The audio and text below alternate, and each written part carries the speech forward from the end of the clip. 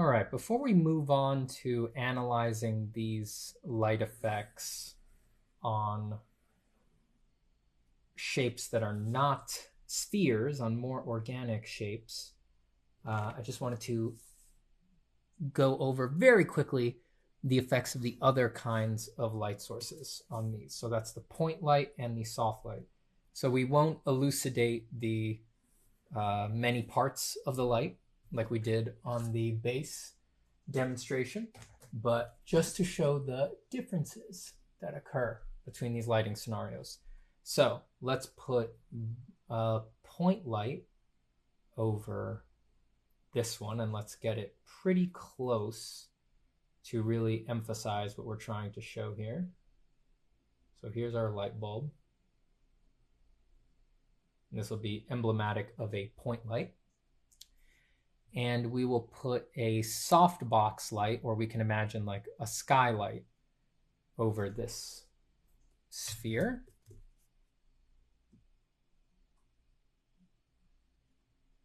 And we'll make it very big and also pretty close. So this could be anything: a window, a skylight, a photographer's softbox, anything there.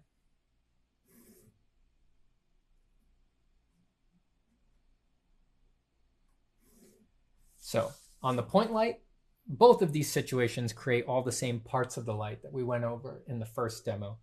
All you need to understand is different for the point light is, like we already explained, the point light emits light in all directions, except where it's plugged in.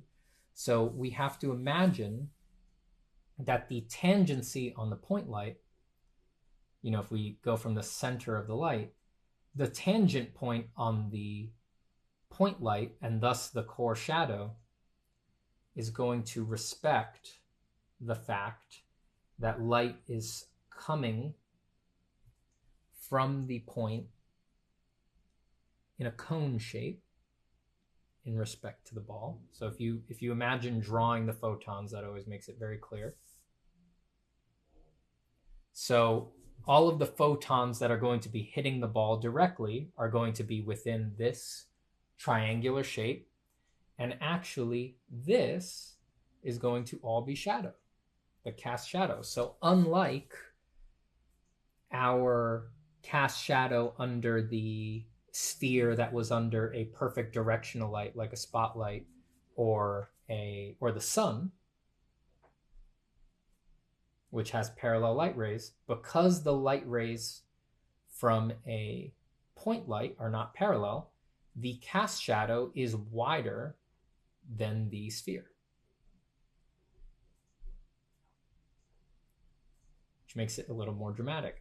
And that would be, this would be the lighting situation that you would have if you were doing a drawing or a painting and the light source was, you had a figure or anything, your subject in a room that had no other light but a candle or a fire or a single light bulb. And you can imagine someone holding a candle with no other light in the room, or being around a campfire. Those shadows get very dramatic, and this is why they always become larger than the actual subject. And then this also means that the terminator, the tangency point, is higher on the sphere with a point light directly above.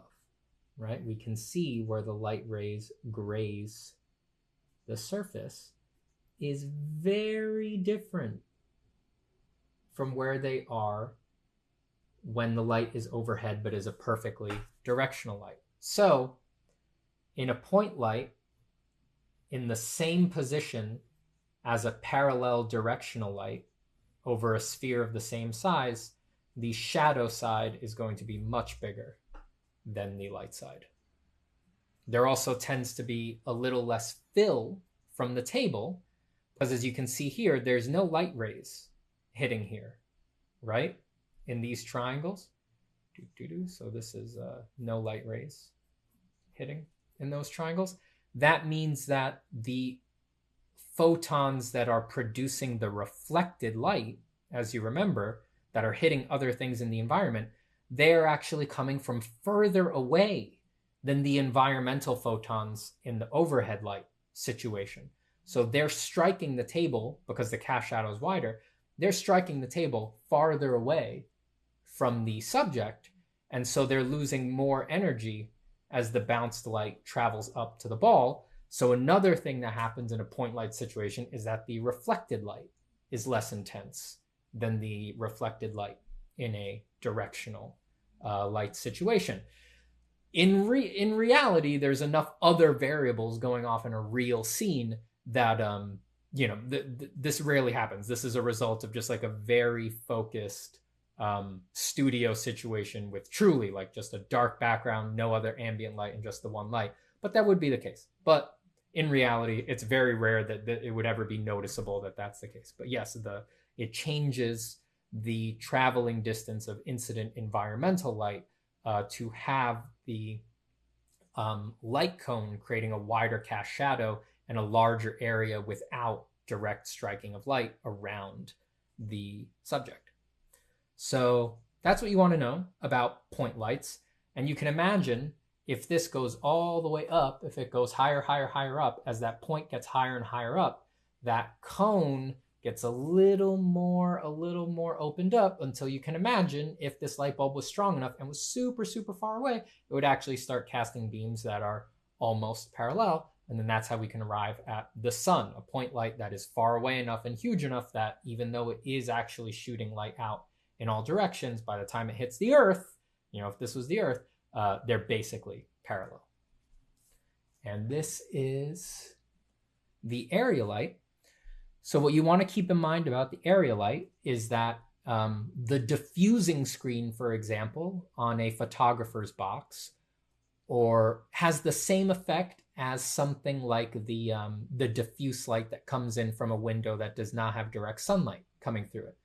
So if you are looking out a window, there's no direct sun coming in, it's still quite bright. There's a lot of light coming in, but it's coming in from the diffuse sky dome in the environment. It's coming in from just the sky itself emits a lot of light.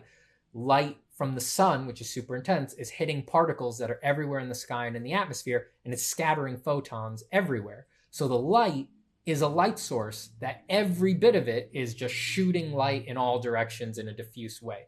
And that's why overcast days and open shadows, even on sunny days, have so much light in them. You can still get a lot of color, you still get a lot of detail.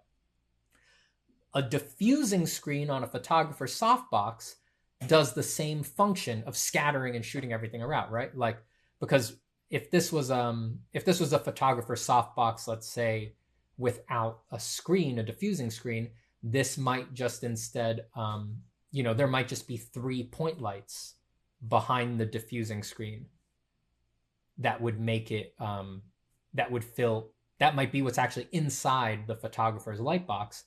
And then that would just become doing the math of 3 point lights, which is not what this situation is. It's the point light situation going through, it hits the screen, and then when it hits the diffusing screen, the light comes out like this. Much more varied, bouncing in all directions. And then this is why it looks soft. It's not clearly defined, and it does not produce harsh shadows. Because you can see with all of these light photons scattering all around, I mean, this would produce one terminator if we mapped it like this. This would produce another terminator. This would, it doesn't even go anywhere near it. It's coming in at all these different angles. So you could never, like, on every point of the sphere, there's going to be some photon that's hitting the edge tangent there. So you really can't decide anywhere. And then that's why you get a true soft gradation in a nice softbox situation where it's really mostly the occlusion, right? Like as the form turns away this much, there's very few parts of the softbox, right? Like literally, like down here, this point on the sphere, right? Can anything from this left side of the softbox, ever hit that point of the sphere, no matter what random way it comes from? No, There's no way, right? So this part gets no effect from this whole part of the softbox. Same with this part. Doesn't get anything from the right side. But this little lip, this part over here of the softbox might cast some photons that can hit it. So it's not completely dark, right? You're going to get the complete dark still down in the contact shadow where really things are bouncing around like crazy. But it's going to shade away as a smaller and smaller part of the light can affect that particular point on the surface. So it creates a very soft gradation and very even light everywhere else on the sphere. And very little value change is going to happen because it would take a very strong plane change to get a defined and contrasty value shift, because small bumps, undulations, organic forms, they're always going to get filled in and softened by these light rays that are just bouncing from everywhere. The cast shadows in soft light situations get very, very diffuse. Let's say the cast shadow is denser there and it gradates away, still with a crisp contact shadow. And they can produce effects like penumbras, which are linked to this effect again, right? Usually a smaller light source reveals it more than a true soft light source, but you can imagine like a fluorescent light tube or something like that.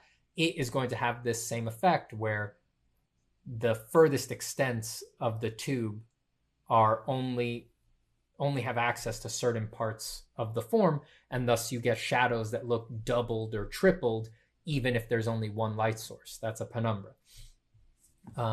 So there's other, pointed effects like that, but this is the gist of these more specialized lighting situations and what you want to remember them. But for the most part, when we're thinking about our modeling and our rendering and how we're going to shade things, we are going to make some concessions to this, especially in the cast shadows for, if you have a scene that really has a strong point light source in it. But when you're actually modeling on the form of your subject, most of your thinking is going to revolve around what happens with the directional light. Usually these effects are, especially if you're making things up, it's very difficult to sell these convincingly. And even from a reference, the reference will give you the light shapes and the light areas to make this convincing. It really mostly hinges on the shadows. And when you're rendering your form, you're really just going to think about directional light photons and the basic way that the forms are bending away from them. But this is the gist of point light and soft/diffuse.